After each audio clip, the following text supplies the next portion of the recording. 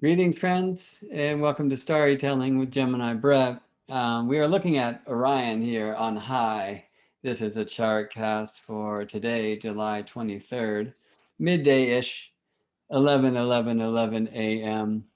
Here in El Sobrante, California, right? Not the way that we're used to seeing charts. This was created using Stellarium astronomy software, not an astrology chart, but the chart is the sky is the chart, and astronomy softwares like this can help us bridge the gap.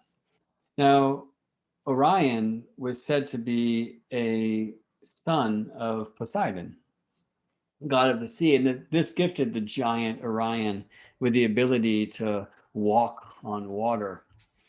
And it said that this gift was taken away from him at some time.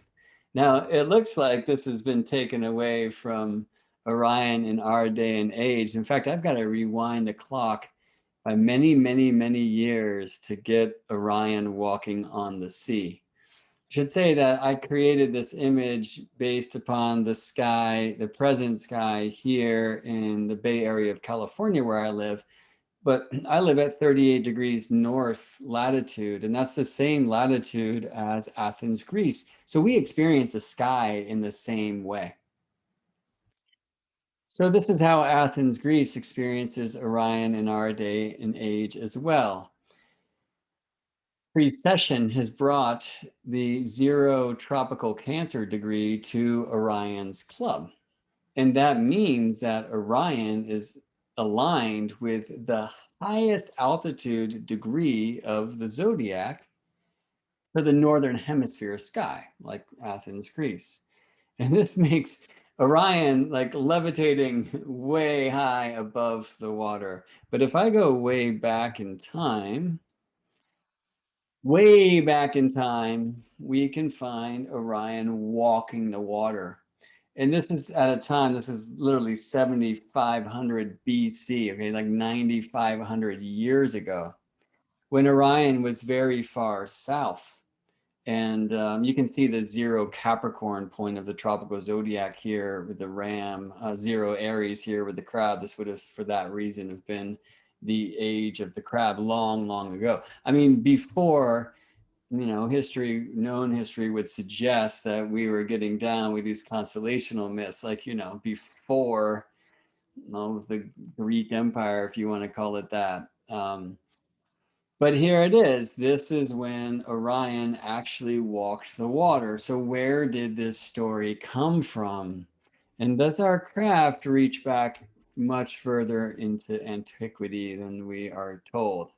Now, at some point, due to precession, as the zodiac is precessing through the constellations. Like, I mean, eventually this 0 Aries point would come here to the twins about 2,000 years later, and the age of the twins begins. And then a couple of thousand years later, coming to the bull, and the age of the bull begins, and eventually the age of the ram and the age of the fish, starting a couple thousand years ago, the age we are in now. As 0 Aries moves through these constellations, it's going to bring them higher in the sky, in the northern hemisphere sky, because 0 Capricorn is the lowest point, you see. So as we come here, we're going higher and higher and higher. And the highest you can get is when you're aligned for the northern hemisphere to the 0 tropical Cancer degree. That's the highest altitude degree of the zodiac. So this isn't the lowest Orion ever was. I mean, there was a time where actually Orion was walking through the water. And there's some old stories about that as well. And it's interesting that in the story, Orion's ability to walk the water was taken away from an Aegean king, right? So a king from an island south of, Athens at least.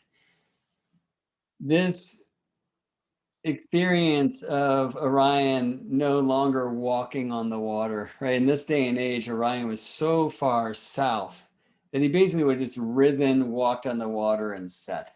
Very different than in our day and age, where Orion gets very high in the northern hemisphere sky, spends a lot of time above the horizon.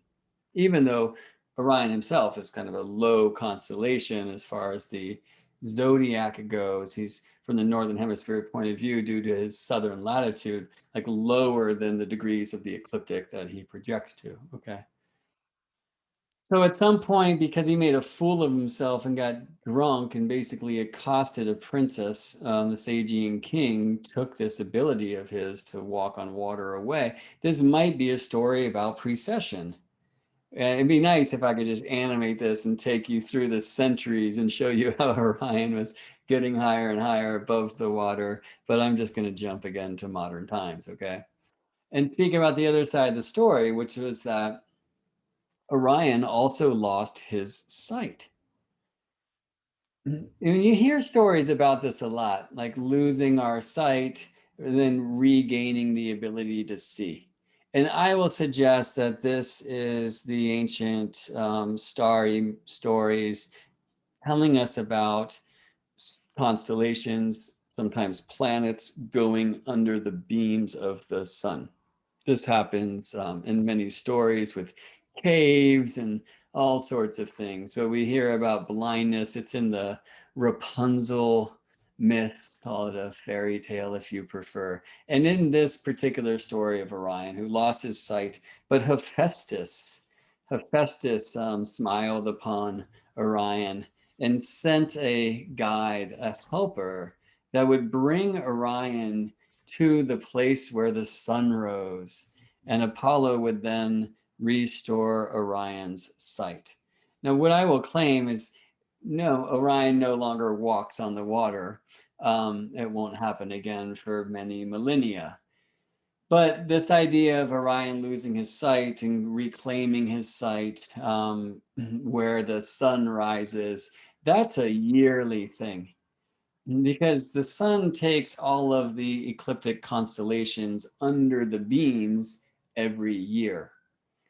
We in our day and age have this amazing alignment, this galactic alignment where the solstice points, okay, the 0 Cancer and 0 Capricorn points, which are the northern point and the southern point of Earth, defined by Earth's rotational axis, is very important, right? Those points precessing through the heavens are now aligned to the hand of the high man, in the words of a Celtic myth that was passed down to me by Daniel Gemario, in the sacred hoop of stars, as the Lakota described this place of space, which is opposite galactic center, where the Milky Way crosses the ecliptic at the galactic edge. And in our day and age, these solstice points, these significant Earth points, terrestrial points, north-south of Earth's axis are aligned to these galactic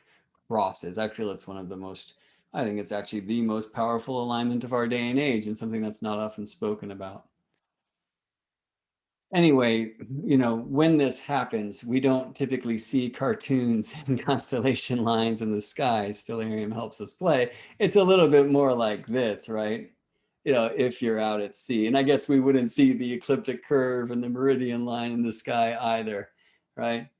So 12, 12, 12, just to get the point across of how many constellations there truly are of the zodiac on June solstice 2021. So kind of high noon here, and no sight of Orion, right? So Orion goes blind every year, or we go blind to the experience of Orion every year when the sun comes calling. And it happens before this time. I mean, it's kind of like a month plus long event. It really depends on where you live. Less time in the southern hemisphere, where Orion's southern latitude means he will spend less time under the beams. And I digress. I'm getting into places where we don't necessarily need to go. But let me just say this: the sun moves about 1 degree along the ecliptic plane every day. And so as the sun's moving through the bull, who Orion hunts and chases through the sky, the sun hunts Orion down and takes Orion under the beams. I mean, the amazing thing is, you know, we go blind to the experience of the stars because of the light, right? They go into the light to disappear. And then the sun has to pass Orion far enough by for Orion then to rise before the sun. So before this time, like rewind 15, 20 days, a month, Orion is setting after the sun, like put the sun over here with the eye of the bull, okay, which is like 10 degrees tropical Gemini in our day and age. And then at least the very bright Betelgeuse, Orion's armpit here, is still visible at that time, depending where on Earth you're looking from. But as the sun gets closer and closer every day, Orion, who's been this like, middle of the night in the Northern Hemisphere wintertime constellation, every day the sun gets closer and closer and closer, eventually takes Orion under the beam. So what we experience in the winter is Orion opposite the sun. So let me say December instead, December solstice, sun opposite Orion. And therefore Orion's rising at sunset and culminating in the middle of the night, right? I'm just kind of dominating the night. But then every day the sun's getting closer. So a few months later, like at March equinox, then the sun is square Orion, okay? And so Orion's now at the top of the sky at sunset. And then the sun's getting closer and closer and closer. Like a month later, now the sun is like sextile Orion. And so when the sun sets, Orion's about 60 degrees from the horizon. I'm speaking about Orion like it's a point. I mean, Orion's a gigantic, but anyway, a month later, the sun's about a sign from Orion, 30 degrees away, right? And so Orion's really low when the sun sets. And then soon after, the sun is not exactly on Orion, not exactly on Orion's club, but the sun sets and it's just too bright out still to see Orion at all. This is called Orion's heliacal setting. It's an annual thing, annual name for the sun, Anu, okay? Or in Greek, Apollo, who restored Orion's sight. And where? At the place where the sun rises. When? Not at this time. This is definitely Orion all the way under the beams, right? This is like June 21st in our day and age, with the sun on the hand of the high man Orion in the middle of the sacred hoop at the galactic cross. If you know my work, you've heard those words many times. If you'd like to hear more about this very important alignment, check out the Sun on the Cross and the Turning of the Ages movie at the offerings page of GeminiBrett.com. So here we are, Orion under the beams, and about a month later, so this is this morning, and I had a peek, I could see Betelgeuse now as a morning star, because the sun has now passed Orion, right, far enough by. It's been about a month since this time. So the sun's like 5 degrees, 10, 15, 20, 25, 30 over here, okay, as it's just moving into Leo, and that's constellationally crab zone, okay? So now the sun is far enough past Orion that Orion is rising before sunrise. And this is Orion's heliacal rise, Orion reborn as a morning star.